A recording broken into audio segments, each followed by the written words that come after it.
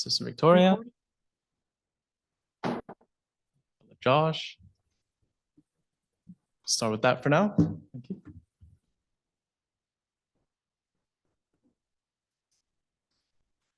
I can definitely praise the Lord for my salvation.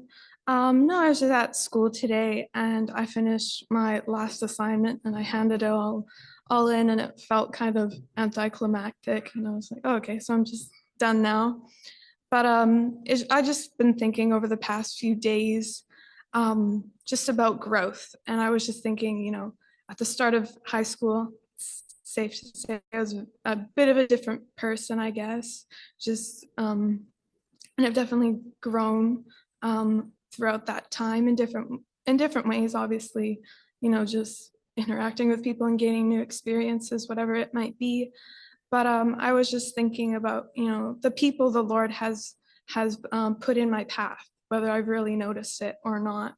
I was just thinking about, the friend that I made in elementary school that encouraged me to go to the high school, which I'm in now, which then led me to, have a better chance at, different programs and schools to get into. And then the friends I made, in the beginning of the year, and then the one friend, really good friend that I made after that. And then just, the people around me, whether, they helped me with an assignment or the teachers themselves that were there and supported me more than most teachers would.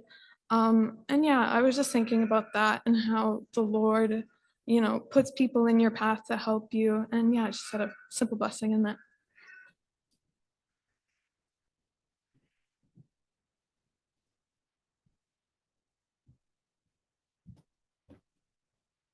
Yeah, I'd like to thank the Lord for his blessing in my life and just blessing my situation recently. I got sick on Tuesday. I woke up not feeling too well, but I figured I was just tired.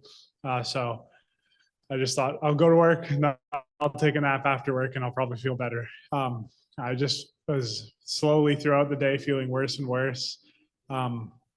And got home. It was fun driving home. I had the chills. So I'd like to thank the Lord for protecting me with that. I was struggling with driving because I needed the cold air on to keep me awake. And I was already shaking. And the Lord just, I've done that before where I haven't been feeling well driving like that. And it's not a fun thing, but praise the Lord that his hand is always with us. And yeah, after waking up from a nap, I felt even worse than I did before. And I took a COVID test and not great results. So I was off work for Wednesday, Thursday, Friday. And I was quite upset with that because it was supposed to be the last week I was going to be working with a journeyman that I really enjoyed working with. The site that I'm at right now, it's not my favorite thing to do. It's a lot of boring stuff, and just the area that it's in is not great for me. And yeah, I was quite upset with that. But I just thought, whatever, I'm just going to still go to work. And turns out, following when I came back to work on Monday, I'm going to be working with him for about a month longer. And I probably wouldn't have if I actually didn't go into work because he was thinking of other tasks we could do together as if he needed help. So the Lord blesses in like our situations, even though they might not be the best. I know that the Lord's always there to have a good outcome from it. It's something that I didn't expect. And then also in being sick and just resting, I had a lot of things that I wanted to do naturally that I just wasn't able to do. Even like a slight thing like cleaning up my room or cleaning up my car. If anything, I just made it way more messy than it was before I got sick. But I was just resting that entire time, and my body needed it to get over that sickness. And I just got a blessing to that spiritually. In our salvation, sometimes we can be brought to a bit of a low point where we're not doing too well or we're a bit stagnant, and the Lord's arms are always open for us to go into those arms and pray to him and join that rest that he's brought us all into. And yes, had a blessing in that. Praise the Lord for those two testimonies. And something interesting that I noted in both those testimonies is that they both mentioned, I guess, people that were in their lives and that, had an influence on them, whether they made the job a better place to work, or, their school a better environment, and influenced them to make better choices. And, there was a song we're listening to in the car, even on the drive here, is "What a Friend We Have in Jesus." And that friend that we have, that we've been given, that's always with us and has a good and positive influence in our lives, and only possible by this salvation that he gave his life first for us. And what an amazing friend that is. Time for one more, if there was one more.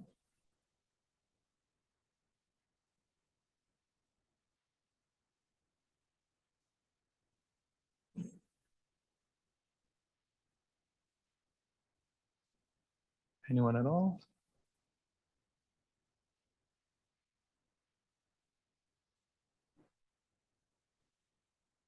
I had something quick I can share as well. I've been at work, and there's just been something going around, and I kind of felt a little sick on a few days, but it's just something that would be in the morning, but nothing too major, and just having a good time of prayer in the morning, and finding as soon as that time of prayer is over, whatever it is was gone, and just something quick, simple, easy. And I know it can be easy maybe sometimes to take for granted that we can pray to the Lord for every little thing in our lives, and he answers us, and that's an incredible thing. And we experience the power of God in all forms and shapes and sizes, but it's God listening to us and God answering our prayer, and it's a wonderful thing. So praise the Lord. We'll leave all the testimonies there for now. Hand over to Brother Work for the word.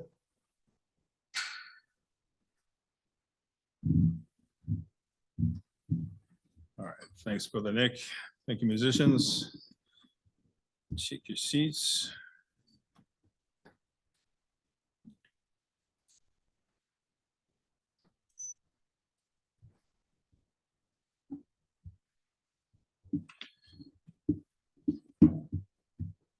Wasn't sure I was going to wait on that stare off that Nick had with you guys there, but praise the Lord, the blessings have come forth, and we can appreciate all that the Lord is providing. Let's see here. Let's go through this time around here.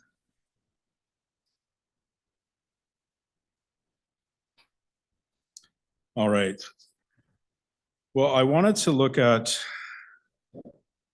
not entirely sure how these thoughts will come out. Just a couple different aspects that I wanted to consider. But primarily, I wanted to look at a bit of, I guess, an overview of, I'm not even sure if that's the right word. I wanted to speak about the city of God, the city of God. And that's got different, when we look through the Bible, there's different aspects that we can consider in regards to that. And, we look at Zion, we read of the city of David, which was Zion, and the Lord speaks much about Zion, and where in Jerusalem, where Solomon built the temple for the house of the Lord in Zion. So there's this reference here where this city of God is where people would come to in order to be with the Lord. And there was a quote that I read today, and it just made me consider against what I was looking at regarding the city of God. The eyes only see what the mind is prepared to comprehend. And I was just considering how do we look at the city of God? What's our perspective when we consider the city of God? Whether it be what we read in the Bible, whether it be what we reflect, in what we see the city of God to be. What is it for us? What is its purpose? What is its reflection on our lives? We obviously desire to be within this city.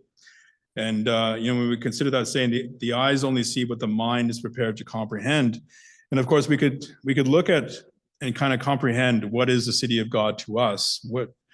What is it, like if we were to think in our minds, what is it that the city of God is? Is it a massive fortress? Is it, is it a place where we find absolute safety? Is it a place that we find peace? Is it a place that we know we can come to the Lord? A city generally has an entrance, and we know that that entrance to the city of God would be Christ himself.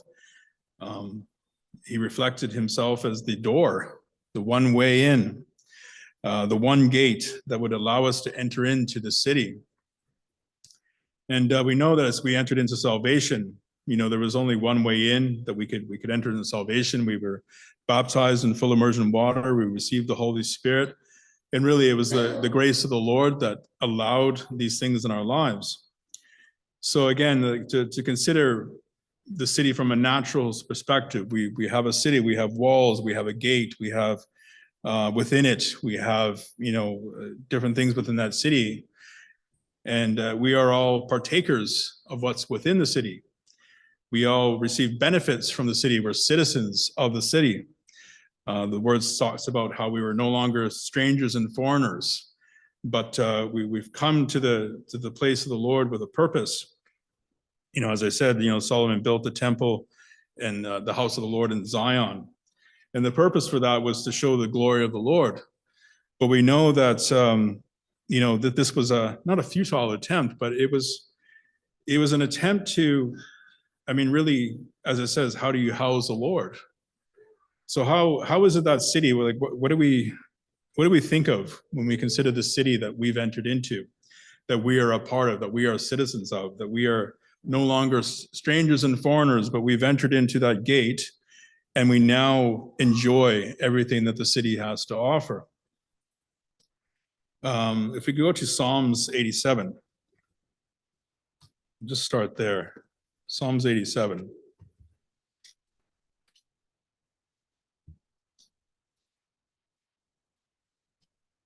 Psalm 87, it speaks of Zion, which is basically a place that the Lord would congregate, the Lord would be, the Lord would situate himself, that others could come to him. And it speaks of that, essentially, that universal kingdom, that universal city that would be made available to mankind. And that would have been any nations of the earth. So it wasn't just to the Israelite nations, it was to all the Gentile nations around the world. It was, Zion was spoken of very highly of the Lord, the city of God that the Lord had established upon the earth. And, we can consider from a limited perspective in the natural mind, what would this city be made up of? What would the city be? And what would it contain? We'll read here in Psalm 87, just in verse 1. His foundation is in the holy mountains. The Lord loveth the gates of Zion more than all the dwellings of Jacob. Glorious things are spoken of thee, O city of God, Selah. And as I said, the Lord speaks very highly of this Zion, of the gates that people would enter in order to be in his presence. He saw this foundation that was established upon the earth with a purpose. And, if we look at it, as I mentioned, we have the mind of Christ. So if we look at this city beyond ourselves, beyond our flesh, beyond our mind, beyond what, our limitations of what we're able to comprehend, if we consider what is this city of God that the Lord spoke so highly of, the city of God where the foundations were considered so great that he saw them above all the dwellings of Jacob. And we know that upon Jacob were all the promises of the Lord bestowed. So this city really, it establishes everything that the Lord has offered us, that the Lord has made available to us, that the Lord has given unto us with a purpose, that it would be our desire to be within that city, to know that the Lord is there, to know that the Lord's presence is there, that whatever we require will be made available to us in that city. And so we consider ourselves like, why would we want to be outside of that city? And I'm not suggesting that any of us do, but really the Lord's put such a point of magnificence on the city to consider what is available for you. If we go to 1 Kings 8.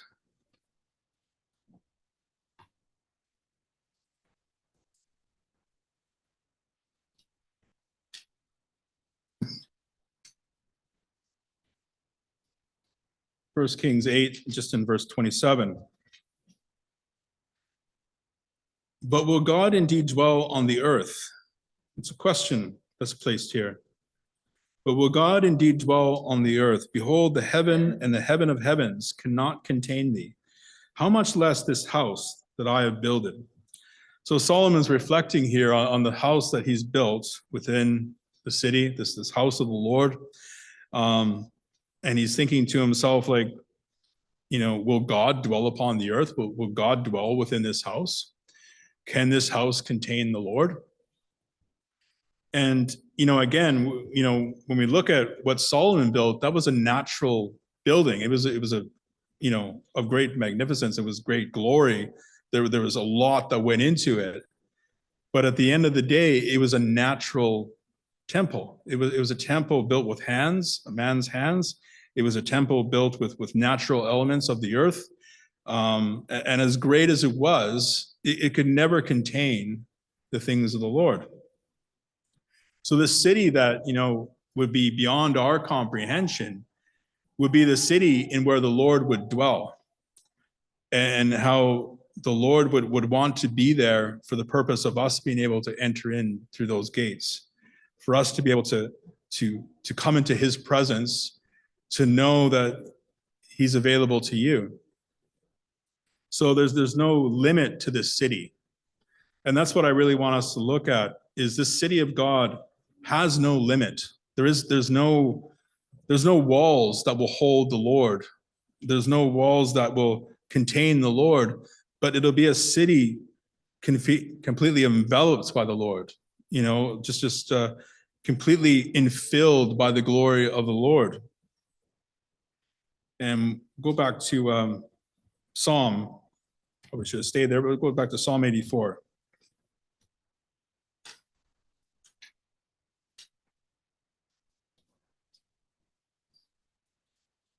We consider our good days and our bad days. We consider what why is it that we dwell within this city? Why is it that we consider, why did we enter into those gates? What is it that holds us there? And in verse 10, it speaks here, for a day in thy courts is better than 1,000. I had rather be a doorkeeper in the house of my God than to dwell in the tents of wickedness. For the Lord is a sun and a shield. The Lord will give grace and glory. No good thing will he withhold from them that walk uprightly. O Lord of hosts, blessed is he. Blessed is the man that trusteth in thee. So as we've entered into the city, as we dwell within the cities, as we are citizens and no longer strangers and foreigners to the city, as we've entered in through the gates by the grace of the Lord, we have all the benefits as citizens of that city. We have all the blessings of that city, and the Lord holds nothing back from us. So if we are comprehending what the Lord is offering us, I don't think our natural mind could fully understand or consume everything that's available to us in this city. And even as it's described here, it's we can only comprehend it to a certain extent from the words we read in the Word. But it speaks there, like, we can find this theme, I guess, where, better to be in thy courts for a day than to be outside of the bounds for 1,000. Better to be a doorkeeper in the house of God than to be anywhere outside of that realm. So if we see whatever we see the city as, whatever we see, whatever our perspective is, whatever our desire for the city to be, it could be something different for each of us. It could be something that maybe we see a little differently than someone else. But regardless of that, it's the best place to be. Let's go to Isaiah 60.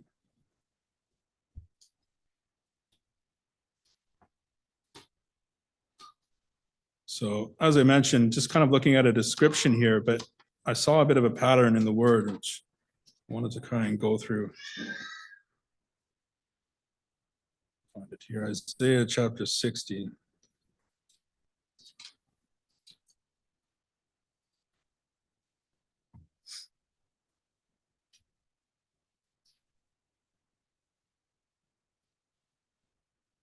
We'll just take it up in verse 11. Isaiah chapter 60, verse 11. Therefore thy gates shall be open continually. They shall not be shut day nor night, that men may bring unto thee the forces of the Gentiles, and that their kings may be brought. For the nation and kingdom that will serve thee shall perish, yea, these nations shall be utterly wasted. The glory of Lebanon shall come unto thee, the fir tree, the pine tree, the box together, to beautify the place of thy sanctuary, and I will make thy place of my feet glorious. The sons also of them that afflicted thee shall come bending unto thee, and they shall be that despise, they shall bow themselves unto the soles of thy feet. And they shall call thee the city of the Lord, the Zion, the Holy One of Israel. Whereas thou hast been forsaken and hated, so that no man went through thee, I will make thee an eternal excellency, a joy of many generations. So we know that the city of God that we speak of here is not one of the natural realm, it's one of the spiritual realm. And it's one that we must understand as such, that we walk in the spiritual, we walk in this city for the purpose of seeing the Lord's blessing upon our lives. We go down to verse 17. For brass I will bring gold, for iron I will bring silver, for wood, brass, and for stones, iron, I will make thy officers peace and thy exactors righteousness. Violence shall no more be heard in thy land, wasting nor destruction within thy borders, but thou shalt call thy walls salvation and thy gates praise. The sun shall be no more thy light by day, neither for brightness shall the moon give light unto thee. But the Lord shall be unto thee an everlasting light, and thy God thy glory. Thy sun shall no more go down, neither shall thy moon withdraw itself, but the Lord shall be thine everlasting light, and the days of my mourning shall be ended. Thy people also shall be all righteousness, that they may inherit the land forever, the branch of my planting, the work of my hands, that I may be glorified. A little one shall become 1,000, a small one, a strong nation. I, the Lord, will hasten it in his time. So again, this is description of this city that we've entered into, this wonderful place of the Lord. And we need to consider, we always want to be within those walls. We always want to be within that realm. And so I just wanted to paint a little bit of a picture of the city that we live in and what we've been given. Now, I do want to give a little bit of a contrast here. We'll go to Joshua chapter 6. We're going to look at the city of Jericho. Joshua chapter 6. So this city here was a city given unto Joshua in the Israelite nations. And chapter 6, verse 1. Now Jericho was straitly shut up because of the children of Israel. None went out and none came in. So obviously the people of Jericho knew and understood. They understood the impact and the reputation that the Israelite nation had, and they knew that as that nation was going to come against them, they needed the protection of the city walls. So all the people would have been brought in from outside of the city walls. They would have been brought into the city. They would have been brought into this place where they would have in their minds, in their comprehension, in their view, would have been safe. It would have been a place where they wouldn't have necessarily been scared of the children of Israel. They wouldn't have been scared of what was outside the city walls. So that they would have placed their faith naturally within this city of Jericho, within the walls.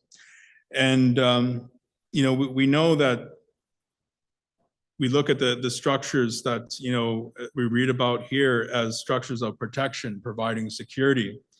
They represent a form of belonging. So the people in the city, it's not to say that they would have considered that there's no way, not considering that the city was impenetrable, but they would have placed a lot of faith within these walls. They would have placed a lot of faith in the walls of that city.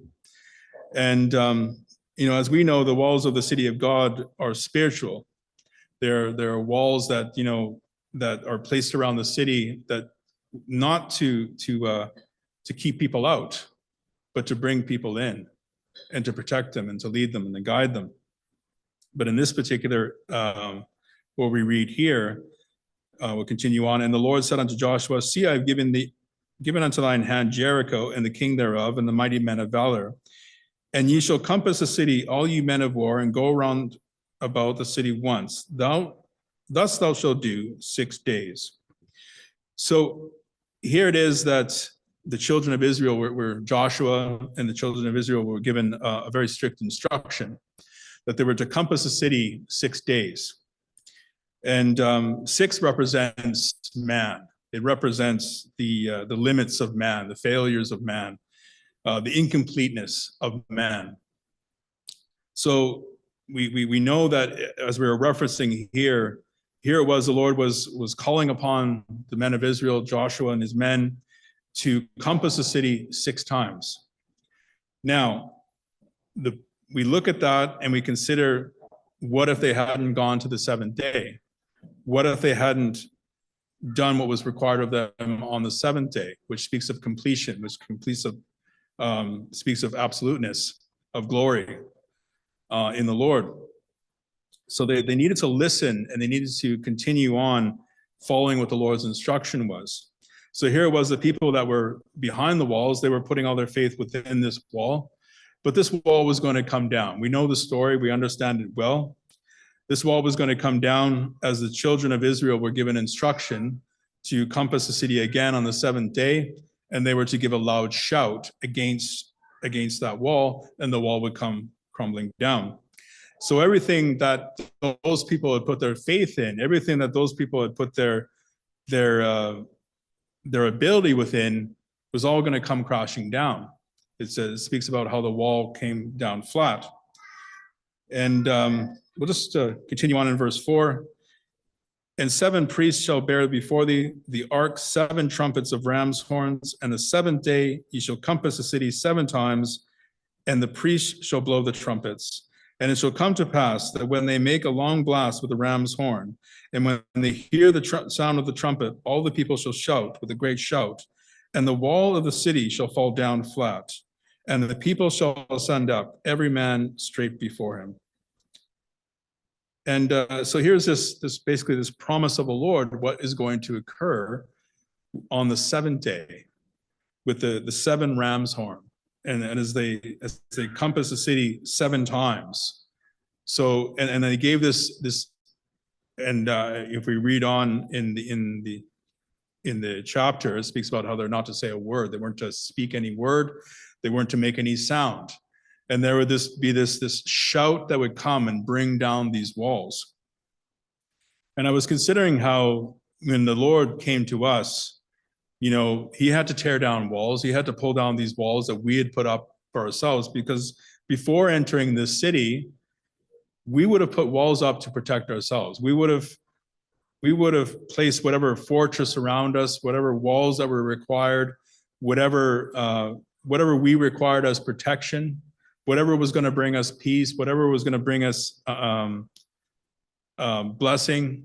We would have, before coming to the Lord, and we We would have had our own ways of dealing with things, I guess, is what I'm trying to say.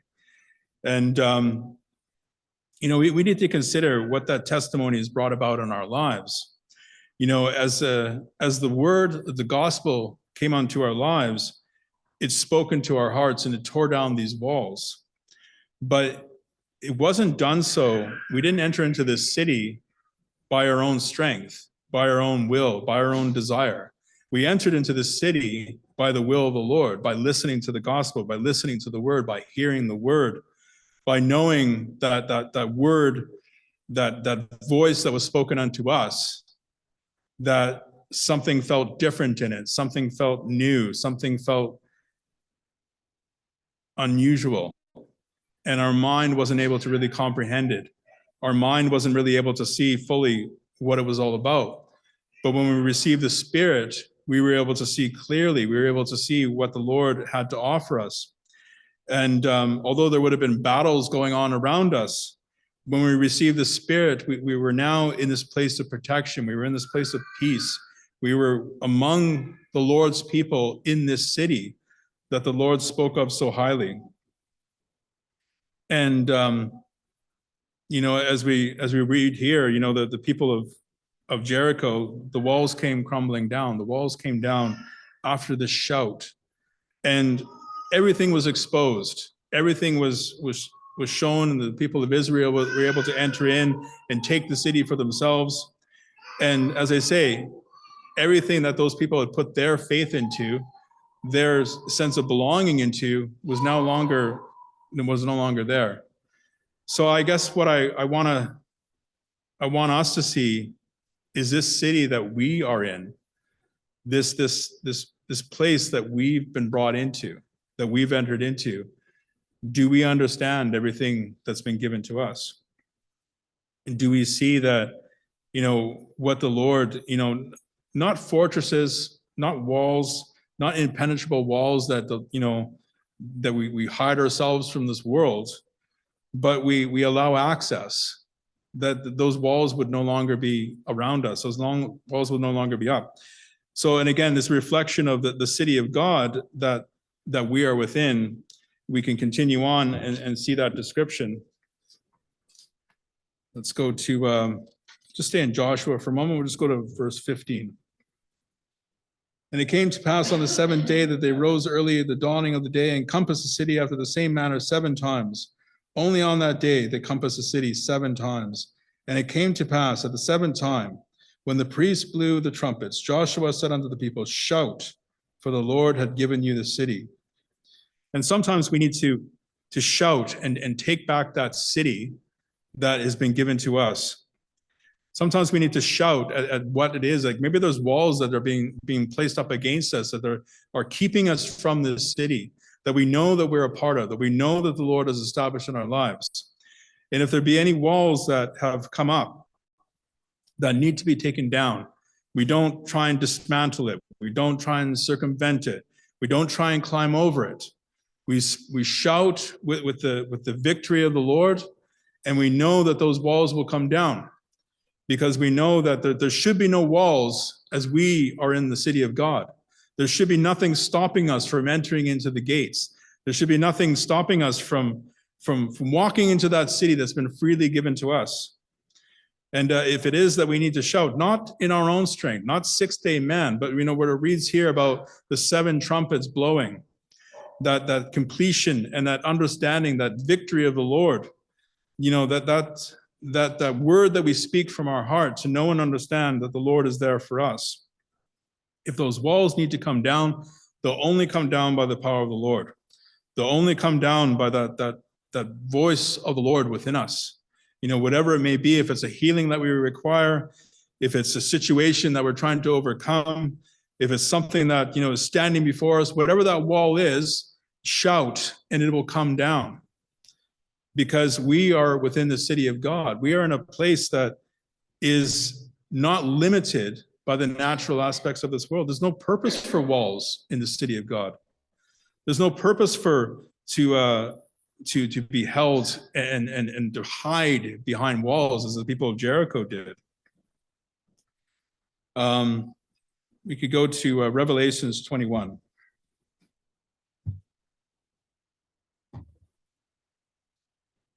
Revelations 21, it speaks of a city that's yet to come. And so as much as we reflect on the fact that we are part of the Lord's city, that we are part of Zion, that we have entered into the gates, that we have been given full measure of what the Lord has offered us on this earth, but consider like above and beyond what we are to receive in the coming days. When we break out of the flesh, when we break out of the limitations of this natural world, when we move fully into that spiritual realm, what does the Lord have waiting for us? We read a little bit about it, that little bit of a description in Isaiah, but we read here in Revelation 21, and just take it up in verse 10. And he carried me away in the spirit to a great and high mountain, and showed me that great city, the holy Jerusalem, descending out of heaven from God. So this was not a city or a temple that was built with the hands of men. This was not a city that was the Lord instructed the Israelites or anybody upon the earth to build. This was not a city that, would be of our own comprehension. It would be of our own, a city that we could comprehend or naturally devise. This was a city that literally came out of the heavens, that came from heaven. And it's speaking of his time where it will, in verse 10, and he carried me away, that great city, the holy Jerusalem, descending out of heaven from God. And we are to be a part of that city yet to come. So even if we consider the city that we are within now and the description that we enjoy now and the beautiful, life that we live now is nothing compared to what is to come, to what the Lord is going to provide. And verse 11, having the glory of God, and her light was like unto a stone most precious, even like a jasper stone, clear as crystal. So this was a place that, it wasn't something that, it wasn't meant to be hidden. You could see clearly the magnificence of this city. In verse 12, and had a wall great and high, and had 12 gates, and at the gates 12 angels, and names written thereon, which are the names of the 12 tribes of the children of Israel. So you have 12 gates. Even if you try and picture and comprehend in the natural, consider 4 walls. It does give a description of the length and breadth of the city. But, you have 3 gates to the east, 3 gates to the north, 3 gates to the west, 3 gates to the south. There was multiple entrances to the city, and there will be multiple entrances to the city. It's not just going to be one gate. There's going to be multiple, much ability for people to come in and enter into this city.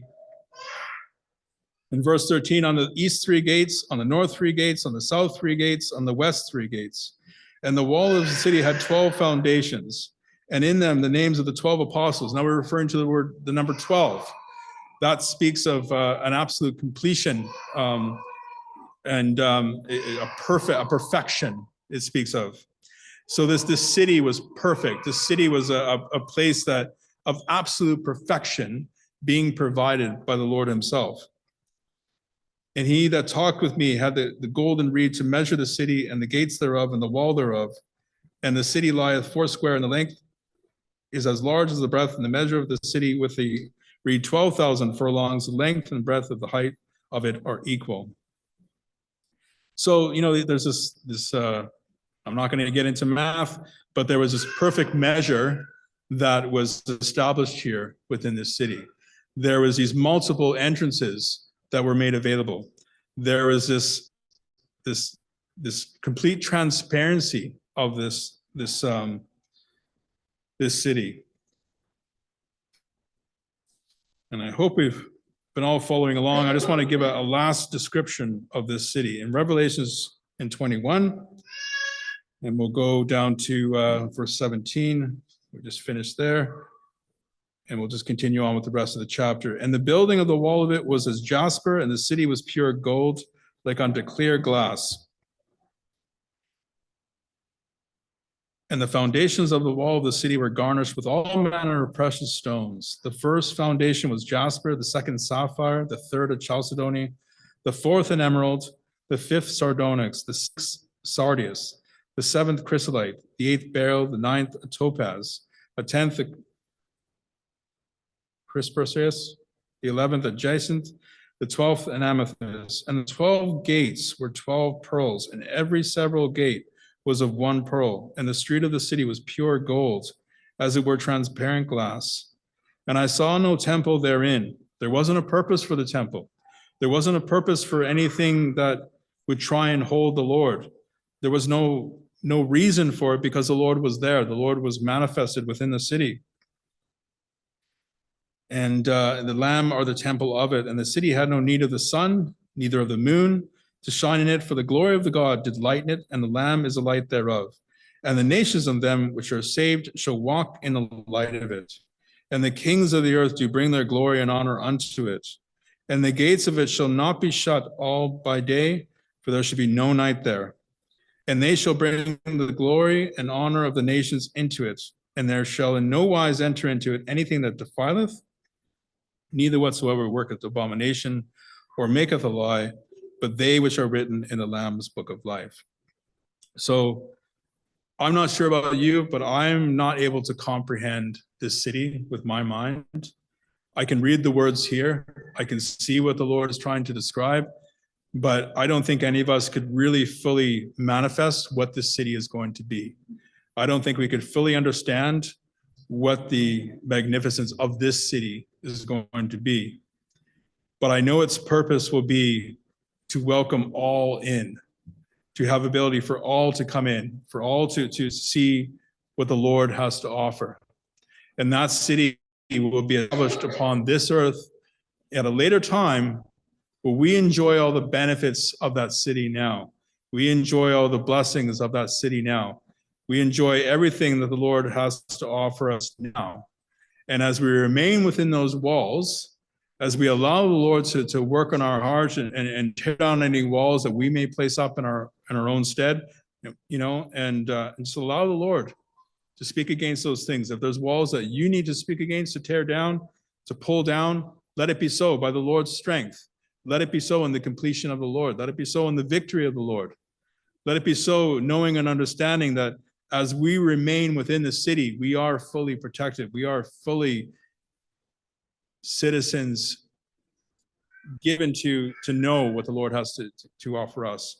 And we have full rights to all that the Lord has to offer us. And we should never allow ourselves to allow the mind to tell us anything different.